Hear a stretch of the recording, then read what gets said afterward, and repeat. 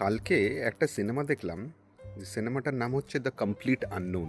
এটা হলো বব ডিলানের জীবনের একটা অংশ নিয়ে সিনেমাটা। পুরোপুরি বায়োপিক বলা যায় না, কারণ সিনেমাটা যেখানে শেষ হচ্ছে সেখানে দেখানো হচ্ছে যে বব ডিলান সবে আমেরিকা ওয়াইড ফেমাস হওয়া শুরু হয়েছে। কিন্তু যেটা বলার সেটা হচ্ছে যে পুরো ছবিটাতে একটা ভয়ঙ্কর ভুল আছে। সেই ভুলটা সিনেমাটা যখন শেষ হচ্ছে ছবিটা, সেখানে শেষে দেখানো হয় যে বব ডিলান হলো অনলি পার্সন যে সংরাইটার হিসেবে নোবেল প্রাইজ পেয়েছিলেন। এটা কিন্তু ভুল কথা একদমই। তার কারণটা হচ্ছে যে গীতিকার বা সংরাইটার হিসেবে প্রথম নোবেল প্রাইজ পান 1913 সালে রবীন্দ্রনাথ ঠাকুর, এবং তারপরে 2016 সালে বব ডিলান পান। এবং বব ডিলান এবং রবীন্দ্রনাথ ঠাকুরই আমাদের পৃথিবীতে কেবলমাত্র দুজন লোক যারা গীতিকার হিসেবে এই বিরল সম্মান পান।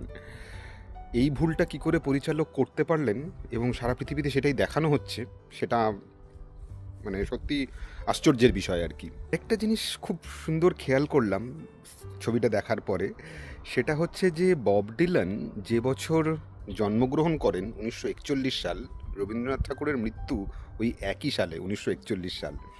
ঠিক যেমন হয়েছিল গ্যালিলিও 1642 সালে বা 1642-তে যে বছরে মারা যান, আইজ্যাক নিউটনের জন্মও কিন্তু সেই 1642 সালেই।